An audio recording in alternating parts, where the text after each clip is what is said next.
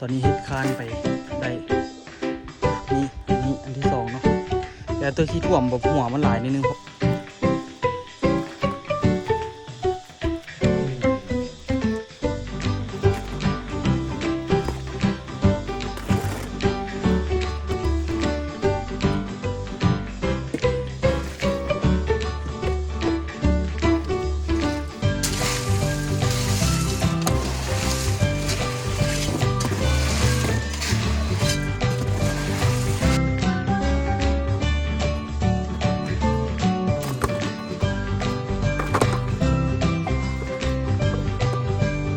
สักหมอกก็ว่ะได้กินเหือกินแห้งแล้วเด้เนาะคนสบายดีตอนสวยนะทุกคนเนาะมื้อนี้นี่กะมาเริ่มเทคานต่อนะทุกคนมื้อนี้นี่กะต้นตาลมาสวยรับไปพอดีไปส่งอูหาก็มาได้เกือบคูใหม่ทุกคนนี่ได้ของใหม่กระปลดกระเซียนเกือบคูนี่เนาะแต่ว่าตัวมักคูนี่แหละกวมเพราะว่าค่ะหูมันยาวเนาะทุกคนอันนี้มันสั้นตัวก็บ่ได้เบิ่งดีๆเนาะตัวมักแบบเก่านี่หลายกว่าแต่ว่ามันบ่เห็นแบบเก่านี่แหละแต่ว่ามันก็ใช้งานได้แล้วเก่าแหละทุกคนน้ำโบราณใส่เขาใส่ซ้ำอันนี้มันอยากเป็นอันนี้ตั้งเป็นเนาะเพราะว่าตัวนี้ก็เป็นขึ้นกัน มันอยากลอกมันอยากขาดเนาะกระยามันเดี๋ยวมันเกิดมันราคาถูกทุกคนเกิดราคาถูกแล้วเขากะมันก็ใช้งานได้แท้เนาะก็เลยว่าซื้อมาไว้เฮ็ดเวียกเฮ็ดงานนี่แหละไว้เฮ็ดผสมปอกผสมปูนนี่แหละมันจึงสะดวกนะทุกคนตอนนี้นี่ก็ลุยต่อเนาะลุยเวียกต่อตอนนี้เทคานตัวนี้ไปได้ละมื้อเช้านี้เทไปได้จังหวะนึงละเทตัวนี้แล้วก็เทตัวนี้ต่อสองอันนี้ก็กะว่าให้มันแล้วนะมื้อนี้ต้นตาลมาแล้วแน่นอนตรงนี้อันนี้เนี่ยสีแล้วล่ะลุยต่อแล้วทุกคนเนาะบริลาได้ป่ะนี่เกือบก็ได้ละคานก็ได้อันไปฮอดเครื่องนึงแล้วตัวนี้แต่ยังบริเฮ็ดต่อมอพี่เถอะเนาะลุยทุกคนจัดไปตอนนี้เฮ็ดคานไปได้นี่อันที่สองเนาะแต่ตัวที่ถ่วมแบบหัวมันหลายนิดนึงเพราะว่าให้มันถ่วมเล็กดีๆเนาะอันนี้เรียบร้อยแล้วทุกคนถึงแบบมันสีขี่ไล่กับไปตามแบบพันแล้วเนาะ แม่แบบมันขี่ไล่กับที่ขี่ไล่เลยนะครับต่อไปกับตัวนี้ตัวนั้นแล้วกับตัวนี้แล้วก็ถือว่างานเทมื้อนี้ก็ถือว่าจบสิ้นแล้วทุกคนเนาะก็ถือว่าโอ้ในสองฝากละมีแหงอยู่ด้เนาะนี่ได้เบิ่งเห็นเป็นรูปเป็นทางหลายเลยทุกคนมาฮอดจุดนี้คือไปได้ไกลละเวียกเนาะเทตัวนี้แล้วโอ้ยจะเป็นคักอาลีเลยนี่นะอันนี้ก็เฮ็ดใหม่เนาะระดับสูงกว่าเก่ายามันแต่ในน้ำมันหักเข้าดอกคันมันจะเข้า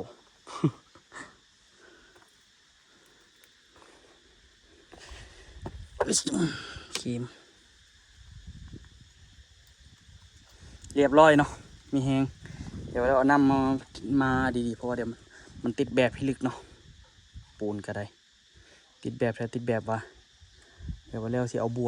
วไม่จันเอามาหดเอาจึงเป็นไงต้นตาลหิวข้าวให้ต้นตาลไปกินข้าวก่อนตอนนี้ก็ผสมปูนกระสอบต่อไปเนาะปะทิมปะไว้ก่อนมามันไว้ก่อนเนาะ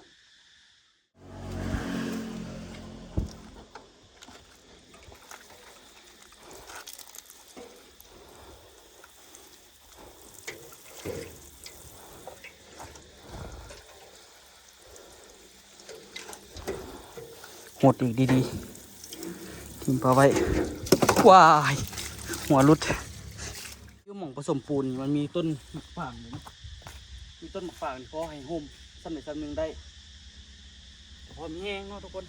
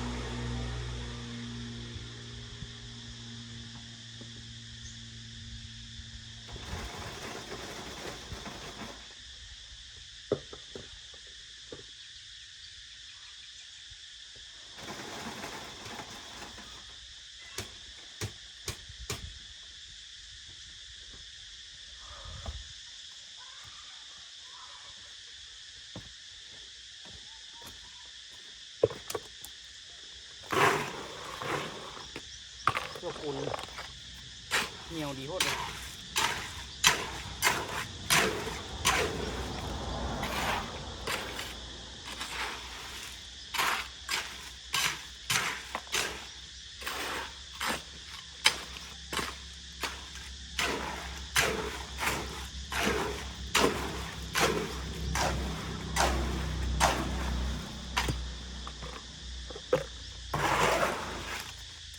ปูนเหนียวตึงๆเลย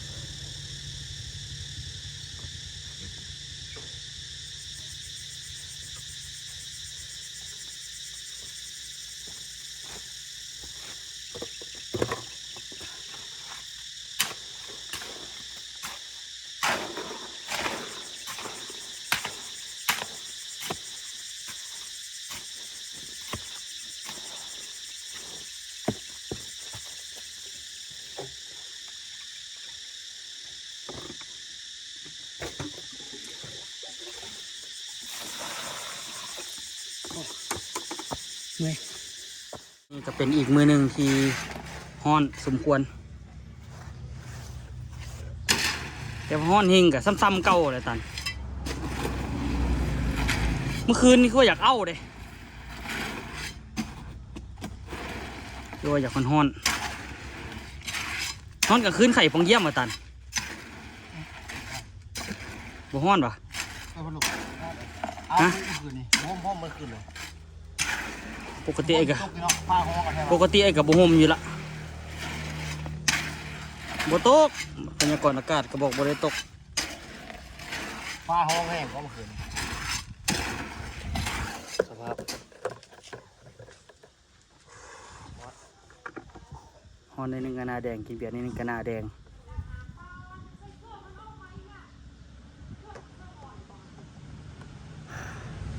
รายการต่อไปเป็นอย่างไรนี่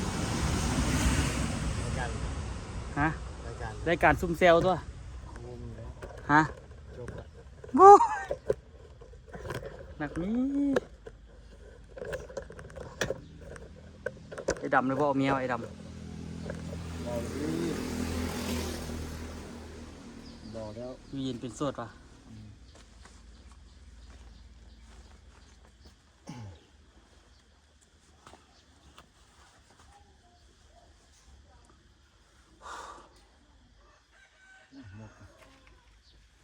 พังมันสีน้ำ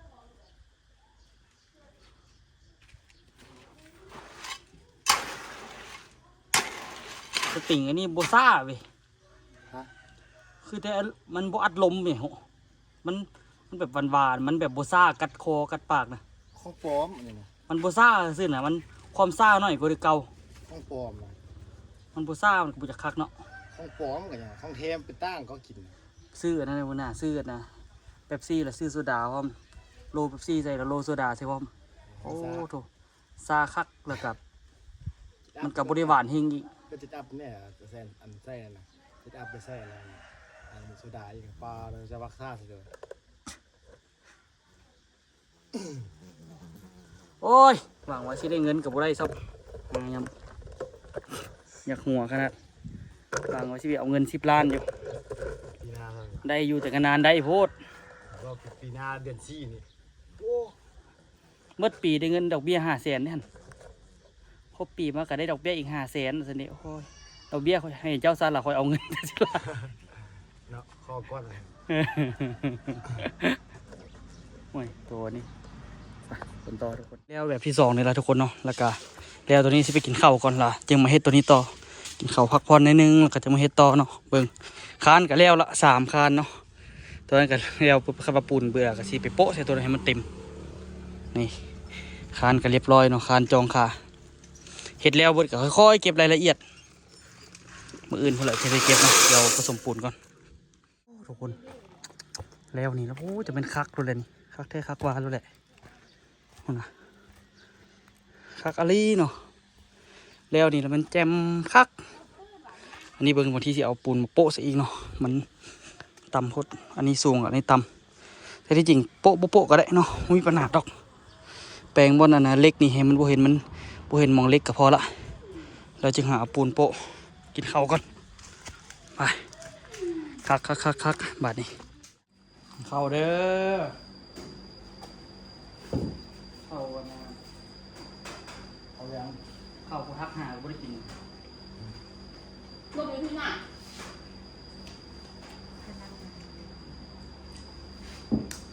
ตัวมาได้เปลี่ยนก็แตกอ่ะ เออ ห้องที่มันคนตายเหรอห้องมันแห้งเขาตกใจเอาได้เหรอวะ โอ้เต่าไอ้เต่าเลยจะเป็นเต่าอ่ะเอาเดี๋ยวกินข้าวอ่ะเดี๋ยวเอามาเอา เตาบอยเบิ้งแล้วแบบนี้มันเริ่มโวยวายแล้วบอยเบิ้งมันเริ่มมีใส่เสียแล้วมันเริ่มติดจอหิ้งแล้วยกอะไรบอยเบิ้งมือ2 มือดิ ไม่ใส่เสียอีกหนึ่ง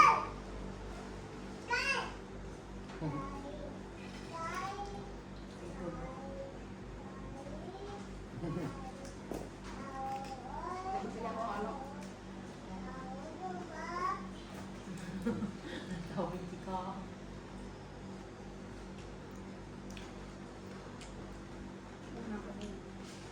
ใครเนี่ยทำบุเป็นเขาก็เอามากินต้มมันก็ได้อยู่ เอ้ย เป็น ออกมาจะเลี้ยงเรามันเบื่อกินไปเลย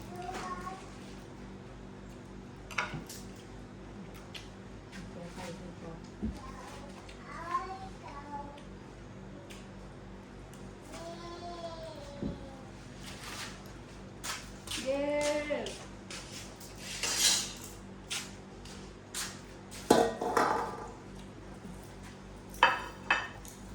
ไปทำหน้าแม่ไปทำอะไรหน้าคลิปถ่ายตอนนึง เศร้าเหรอ เขาไปธนาคารแต่จะว่าโอ้มาเอาเงินนั่น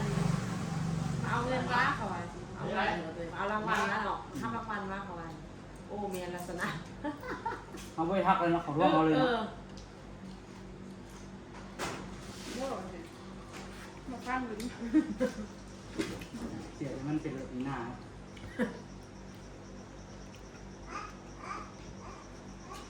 มูคอยเขาจะคอยว่าคอยเอาเงินในลบเงิน10 ล้านค่าเลยมาแม่ตำกินตำเลยนะไปทานอาหารกินแล้วบอกมาแล้วเอาเธอนะเดี๋ยวว่าไปเลี้ยงตำดีกว่า เมียเดียวเอา ค้าเขาดีว่ะ ตัวหัวนะ ว่าเขาต่ำแซ่บมันคือคนไปสำคัญ เช่นสิ ถ้า ไป ไปว่าคันว่าต่ำแล้วต่อไปเห็นห้วยเขานี่ลูกค้าเสียหายบอกมันว่ารักษามาตรฐานให้มันได้ ไอ้เมื่อวานซื้อคือเข้าเนาะ เป็นงอเป็นใจหลายเหมือนให้มันใส่คนเก่า เพิ่มมาอีกก็ดีดิเขาว่ากูเก้า ไปแล้วเพื่อนเสียดายเครื่องอยากทำไรหลายมันลูกค้าหายไปแล้วก็มันมืดถือบ่ ซี่บ่ซี่ยิงบ่ ว่า วันเนาะ แล้วก็มีแล้ว ไง ทั้งกล้องคงเหนียวขึ้นมั้งน่าก็ไปกินบ่ ไป แต่มีนาจะเกินลูกกูกิน เจ้าเอ้ยเจ้าไปนะเฮ้ยนะ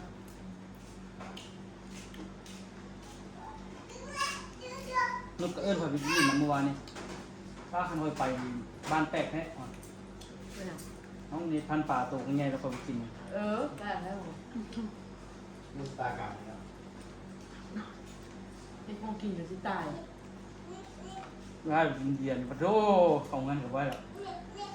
อะไรนะ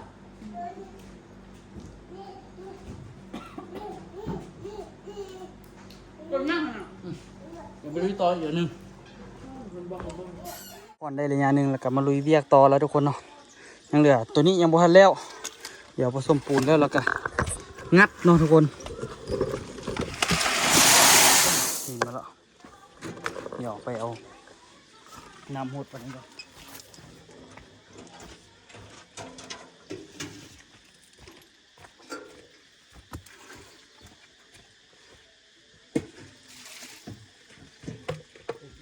ยาลืม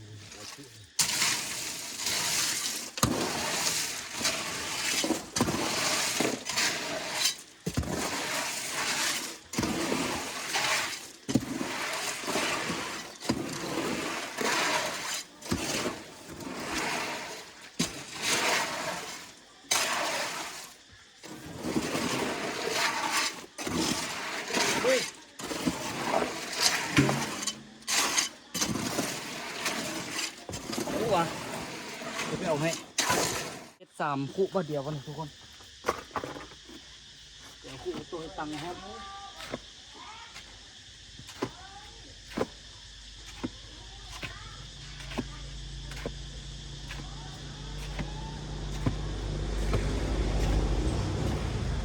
ก็นี่แหละพอดีงามพอดีงามมันเรียบมันได้ครับเนาะพอดีพอดี นั่น งา จะ ม น้อยที่กัน แล้วก็บุกเฟืองปูนพอดีงาม น้อยเพิ่นว่า พอดีงาม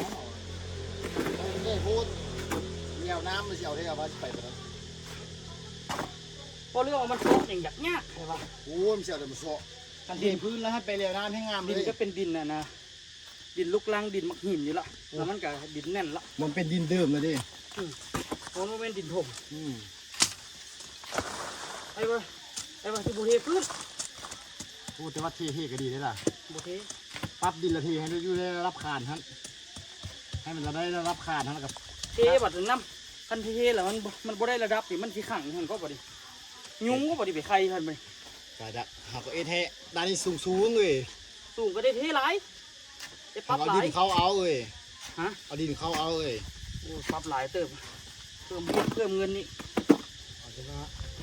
แต่ เพ หัว ราะ ห ว่า น้า บ่ใหม่ก็ว่าบ่เทก็ได้ ไม่ไหวละ บ่ใหม่เราบ่ต้องเทเสียคืน บางทีนี่ก็ประหยัดสุดแล้วบางทีฝากปกไปซื้อ พอจอยบอกว่าต้องได้เท แต่ว่าแล้วแล้วแต่สร้างสิว่าเลยเฮาบ่แม่นได้สร้าง ก็หลายคนหลายเว้ากันนะบางคนก็ว่าต้องเทดินที่เซาะแต่ว่าพอเรื่องเซาะนี่ยากสิเซาะเพราะว่าน้ำมันบ่ได้ไหลคือน้ำมันนะมันบ่ได้ไหลคือน้ำห้วยปกติบ่ได้ไหลตลอดว่าซั่นซะ จะเวียดยามฝนแล้วก็เบิดเลย คือเดี๋ยวนี้สิมีอหย่างมันมืดแติดุนจะนานละมันสิมาเทื่อหนึงปีหนึงสิมาวัน2เทื่อไปหนัก มาประมาณทำมาก็ประมาณ3-4เดือนนี่แหละ ๆแต่ม้ามันก็บ่ได้ว่าสิมาหลายมันก็มาโอ้ได้ไหลโอ้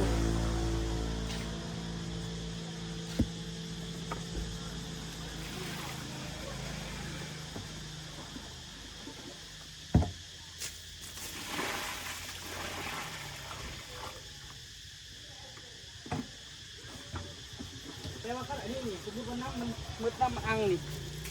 จังไหนมาแล้วมันก็จะค่อยแห้งลงในดิน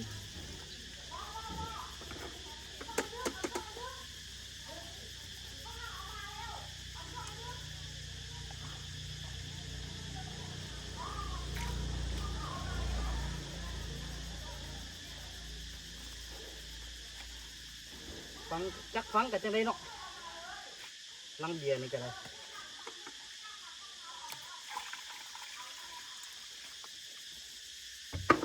ถ้าพี่เอาเราเอาแต่เงินบ่เอาลัง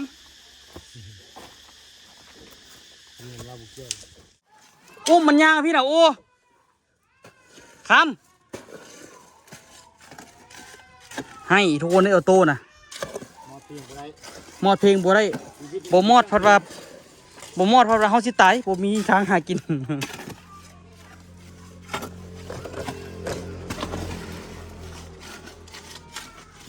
ศัตรูของคนเฮ็ด YouTube ก็คือเพลงเลยทุกคน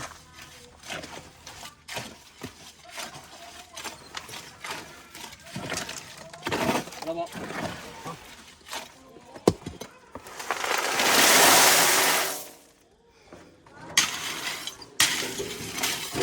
รอบนี้นี่อาจจะเกือบแล้วเลยแล้วนี่รอบนี้นี่อาจจะเกือบแล้วเอาคนไหนวะไอ้ยัง ชีวิตมีเที่ยวเพลงที่เป็นไส้ปาร์ตี้อ่ะ มันจะได้เหนียวไอ้ตาดมันวันนี้คือซีก็ได้ไอ้ตาดอีกนะ ไม่เอาทอดเลย ไอ้ซี เมาหรือปั่นเลย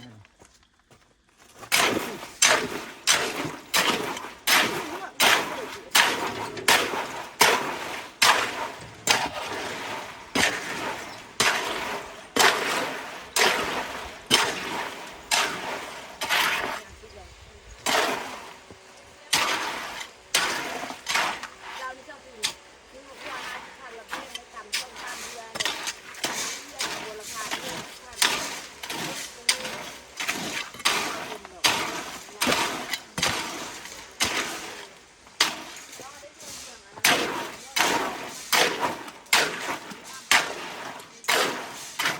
ร้อย ตลาดขาดมันน้อยสักแค่ เป็นยังตัวเป็นยัง เกิดพ่อไปปาร์ตี้เลยโอ้ตัวอยากปาร์ตี้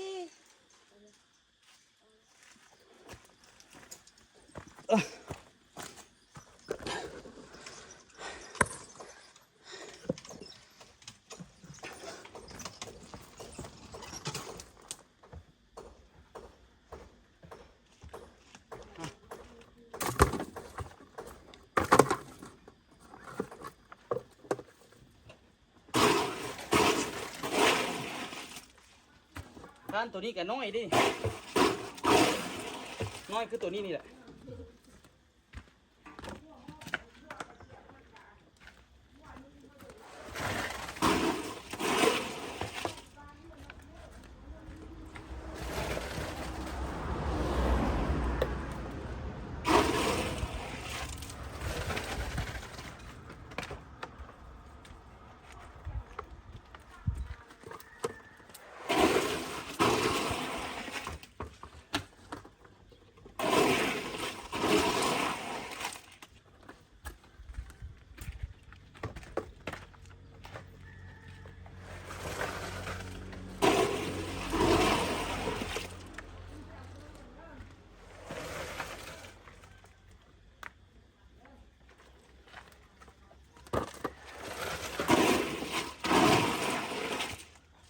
สีแล้วเหรอเด้อวันนี้ทุกคนสีแล้ว3 วันป้าทุกคนเก็บ3 วันแล้วเราบางทีซีกอแล้วกันไปเกี่ยวมีพันก่อน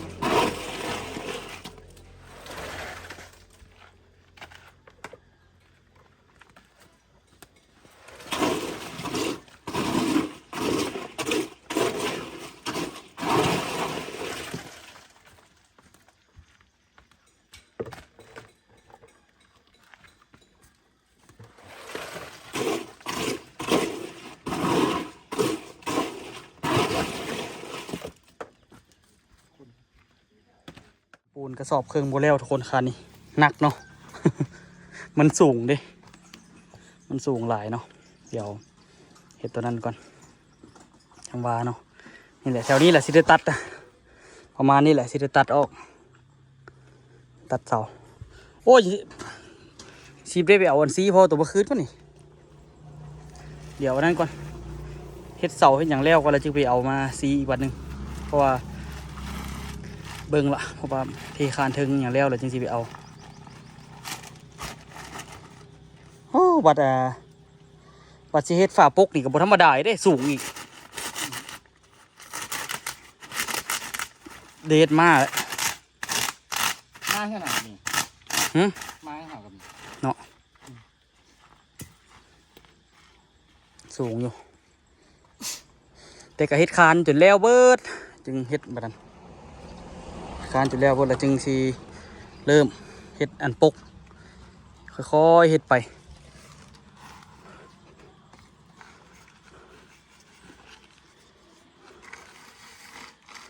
ป้าขันห้าเพชรคลองนี่ตัวว่าค่าสร้างนี่ต้องประมาณเท่าไหร่ มี100 ล้านตึกแล้วได้ก็ นักน้ำเทนี้นักน้ำเทคานนี้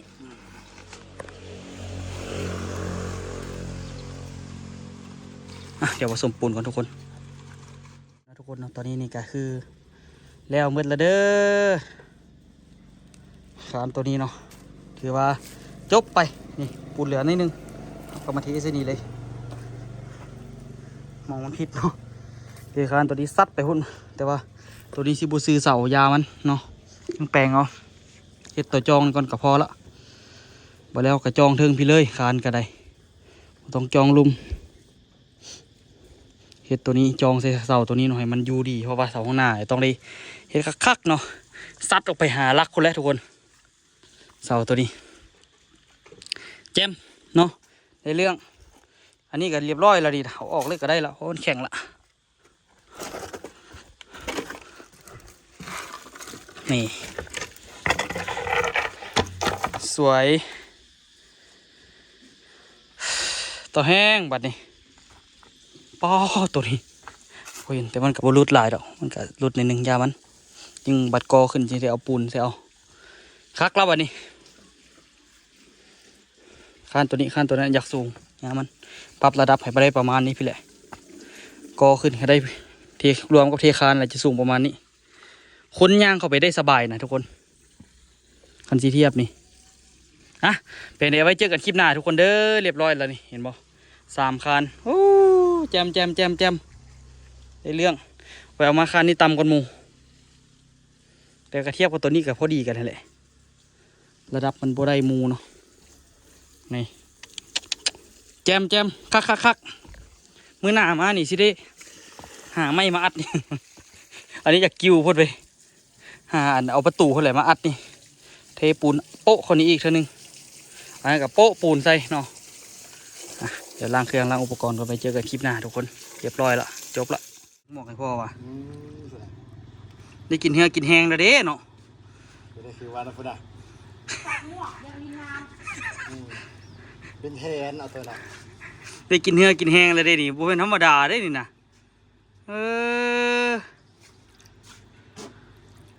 มันนึงกระซักโซ่เองยอ คุณน่ะเอาเทน้ำทิ่มมานี่เปิดน้ำไม่ใส่ เป็นเนี่ยแต่มันยักซักเครื่องมันยักลินน้ มันอยากซักหมองค่อยๆแต่ว่ากระลินน้ำนะประมาณ70%พุ่นเลย ำ90 99 ยานก็95%ซะไป